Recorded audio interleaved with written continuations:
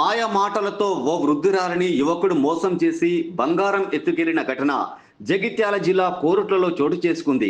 కతలాపూర్ మండలం దూంపేట గ్రామానికి చెందిన వృద్ధురాలు మెడిసిన్ కోసం కోరుట్ల బస్టాండుకు చేరుకోగా మెడలో బంగారం ఉందని గమనించిన యువకుడు మాట కలిపి ముసలమ్మతో ముచ్చటించాడు. అదే గ్రామానికి చెందిన వార్డు మెంబర్నని నమ్మించాడు. 4 లక్షల రూపాయలు నీ బ్యాంకు ఖాతాలో వేయిస్తానని చెప్పాడు. బస్టాండ్ నుండి కొద్ది దూరం తీసుకెళ్లి ఫోటో తీస్తూ మెడలో బంగారం ఉంటే డబ్బులు రావని వాటిని తీసివేయాలని కోరాడు. బంగారు నగలు తీసి ఇవ్వడంతో ఉడాయించాడు. సుమారు 2 లక్షలకు పైగా నగలను పోగొట్టుకోవడంతో వృద్ధురాలు లబోదిబోమంటూ పోలీసులను ఆశ్రయించింది. పోలీసులు వెంటనే రంగంలోకి దిగి బస్టాండ్ వద్ద సీసీ కెమెరాలను పరిశీలించి కేసు నమోదు చేసి విచారణ చేపట్టారు.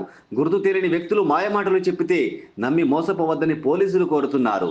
నన్ను ఏర్పాటు చేస్తున్నావు అంటే నాకు తెలియదు, నా కన్ను నగరు ఉన్నాయని నేను అన్నాక అమ్మ నేను ఎంఆర్ వార్డును నీకు పింఛన్ వస్తుంది, బ్యాంకులకు వచ్చినాయి, ఆ బ్యాంకులకు వెళ్ళి 4 లక్షల పైసలు వస్తే బగ్గ రోజులు నీకు రాక అని అన్నారు.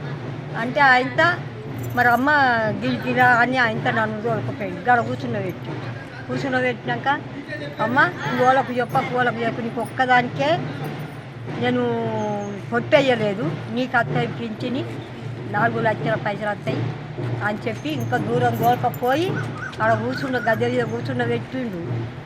అమ్మ 1 లక్ష ఉన్నది, లక్ష అది చైను అది మరిచిందట.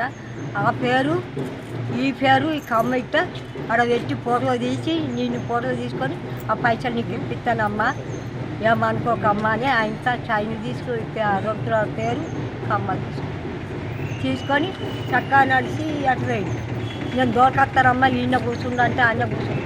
అటు పోయే వరకు జాగలేడు పక్కన ఏమో ఇంకా అక్కడని నేను పోయే వరకు ఎక్కడ ఇక వాళ్ళకు చెప్పే వరకు వాళ్ళంతా అయితే పోలీసులు ఫోన్ చేస్తే వాళ్ళు చిన్న కాకాడ చేసుకుంటారు.